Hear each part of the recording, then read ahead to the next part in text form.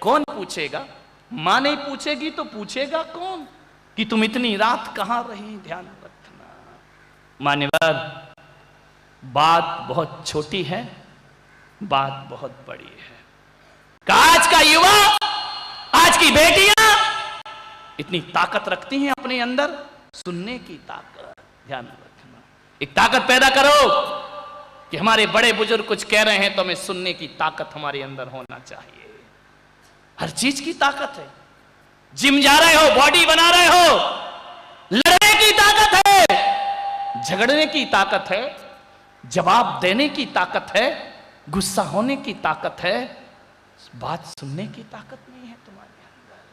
ध्यान रखिए, मैं उसे शक्तिशाली नहीं समझता जो 4 पहलवानों को पछाड़ देता है। मेरी नजरों में तो शक्तिशाली वो होता है जो किसी की बात सुनने की ताकत अपने अंदर पैदा कर लिया करता है। ध्यान रखिए, 2 बात नहीं सुन सकते हो। यदि कोई तुम्हें डांट रहा है, कुछ कह रहा है, तो सद्भावना रखो कि मेरे मां बाप, मेरे बड़े बुजुर्ग मुझे गलत नहीं डांट सकते हैं। प्रसन्नता से सुनने का प्रयास करो, जीवन तुम्हारा आनंद से भर जाएगा। ध्यान रखिए, 24 घंटे की चिंता दे सकते हैं मां बाप को, लेकिन प्रश्न करने का हक नहीं दे सकते हैं। बातें बहुत छोटी हैं मान्यवर, बहुत बड़ी है बातें। कौन कहेगा यदि मां बाप तुम पर निगाह नहीं रखेंगे तो पड़ोसी तो चाहता ही है कि इसके घर का सत्यानाश कब हो जाए। ये मत सोचो कि पड़ोसी कोई सहायता करेगा, वो तो देख रहा है कि लड़की बर्बाद हो जाए तो मजा आ जाए जिंदगी जीने का। वो तो सोचते ही इनका घर बर्बाद हो जाए, इनकी इज्जत नीलाम हो जाए, कोई अपने पक्ष में नहीं है। ध्यान रखना, माँ बाप, हमारे गुरु, हमारे बड़े जन जो भी करते हमारे हित के लिए करते हैं। एक लड़की थी,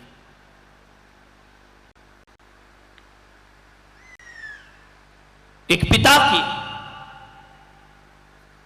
बहुत लाड़ प्यार से पाला उस पिता ने, इतना लाड़ कि बेटी की जुबान पर शब्द नहीं आते थे और पिता उसकी कमी को पूरी कर देता था। जो लड़की ने कहा पिता ने दिया। लड़की ने कहा ऐसे कपड़े पहनूंगी, पिता ने कहा बेटा पहन ले। 21वीं सदी है, आज के कल्चर में जी, आज की सभ्यता में जी। उसने कहा कि 20 लाख की गाड़ी चाहिए, पिता ने तुरंत गाड़ी लाकर दे दी। उसने कहा मुझे मोबाइल चाहिए महंगा, पिता ने लाके मोबाइल दे दिया। सब सुविधाएं दी उस पिता ने, पढ़ी लिखी।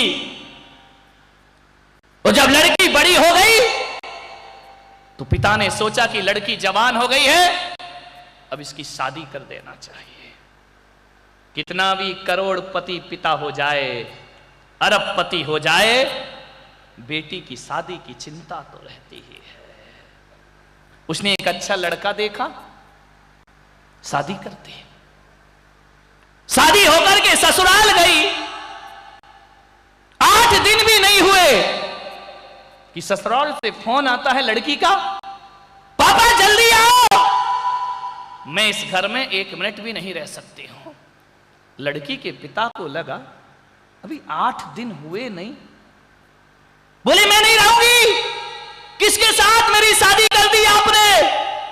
ऐसा लड़का, ऐसी ससुराल, इससे अच्छा तो मैं कुंवारी मर जाती, क्यों मेरी शादी करी? पिता ने कहा ये तो बहुत गड़बड़ हो गया।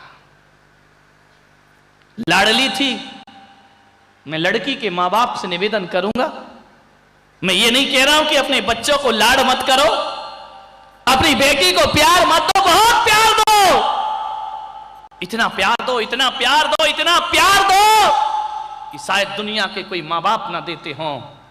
लेकिन आपसे मेरा निवेदन है, इतना लाड़ मत करना कि उसका स्वभाव बिगड़ जाए, उसके संस्कार बिगड़ जाए, उसकी आदतें बिगड़ जाए, उसके जीने का ढंग बिगड़ जाए।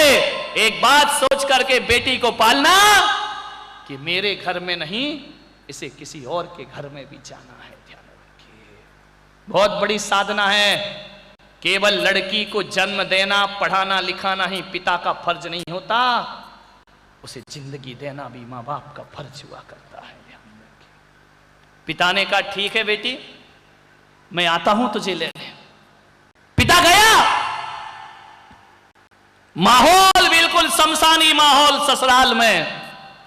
पहली बार समधी जी आए, किसी ने हाथ भी नहीं जोड़ा, किसी ने यह भी नहीं कहा कि भाई साहब आइए, स्वागत है। उसने कहा ये माहौल कैसा इस घर का, अभी 8 दिन शादी के नहीं हुए, कोई व्यवहार नहीं, कोई सत्कार नहीं। पिता अंदर गया, बेटी के कमरे में बेटी लिपट के रोने लगी, पिताजी इसी वक्त मुझे लेके चलो, मैं इस घर में 1 मिनट नहीं रहूंगी। लड़की के पिता ने कहा बेटा बात तो बता, आखिर बात क्या है। बोले देख नहीं रहे इस घर का माहौल क्या है, कोई किसी से बात करने को तैयार नहीं है। लड़की के पिता को लगा कि माहौल तो गर्म लगता है। उसने कहा बेटा एक काम कर, तेरी सास से पूछ लेता हूं। अरे बोले उससे काय को पूछना, ये उठाओ और चलो यहां से, 1 मिनट नहीं रहना यहां। बोले नहीं बेटा एक बार पूछ लेने दे, ऐसे थोड़ी लेकर के जाऊंगा तुझे, कमर साहब से पूछने दे, समधी जी से पूछने दो। उसने कहा भाड़ में गया वो तुम्हारा कंवर साहब, भाड़ में गया वो बुढ़ा खड़ूस, अटैची उठाओ चलो यहां से। लड़की का पिता था, उसे सब देखना पड़ता है। गया उसकी सास के पास, बहन जी अपनी बेटी को ले जाना चाहता हूं। सास ने कहा ये तुम्हारी बेटी है तूफान। बोले क्यों क्या हुआ। बोले इसी वक्त ले जाओ इसे, और हमारी गुजारिश आपसे है कि दोबारा तो इस घर में भेजना मत। अरे लड़की के पिता ने कहा ऐसा क्या हो गया, क्या करे वो लड़की का पिता, किसको संभाले किसको देखे। ले जाइए इसे यहां से। पिता ने कहा ठीक। बोले बहन जी 2-4-8 दिन में वापिस भेज दूंगा। बोले नहीं, ये दरवाजे हमेशा के लिए बंद हैं। अरे क्या करे लाचार, बेटी को लिया गाड़ी में बिठाया, चल दिया अपने घर। रास्ते में पूछा आ गई क्या, बहुत बढ़िया। रास्ते में पिता ने पूछा बेटी सफर लंबा है, जरा ये बता कि समस्या क्या है। मैं तुझे लेके तो आ गया, लेकिन मेरा मन नहीं मान रहा है, ऐसा लग रहा है कि ये कदम अच्छा नहीं उठाया मैंने। बोले पिताजी आपको अपनी पड़ी है, कभी मेरी तरफ भी तो देखते। बोले क्या हुआ, एक बात बता बेटा, ससुराल कैसी है। बोले देखने के बाद पूछ रहे हो, क्या इज्जत हुई तुम्हारी वहां पर। उसने कहा बेटा इज्जत तो कुछ नहीं हुई। बोले एकदम नरक है नरक। बोले हाँ बेटा नरक है। बोले एक बात बता,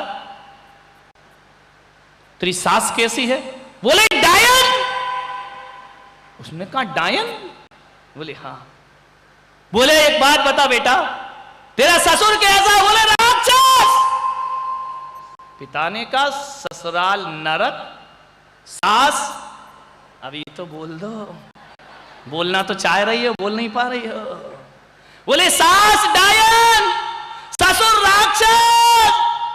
तो बोले बेटा तेरा जेठ नंबर 1 का मूर्ख। अरे जेठ मूर्ख। वो बोले देवर। बोले आवारा, सड़कों पे घूमते रहता है 11-11 बजे रात तक। बोले बेटा वो तेरी ननंद कैसी है। बोले नंबर 1 की चुगलखोर। अरे बोले यहां की चुगली वहां, वहां की चुगली वहां। अरे काय का नंद, ये नंद नहीं ये गले का। कौन बोला फंद है। विचार करिए, बेटी के पिता ने कहा सास खराब, ससुर खराब, जेठ खराब, देवर खराब, नंद खराब, ससुराल नरक।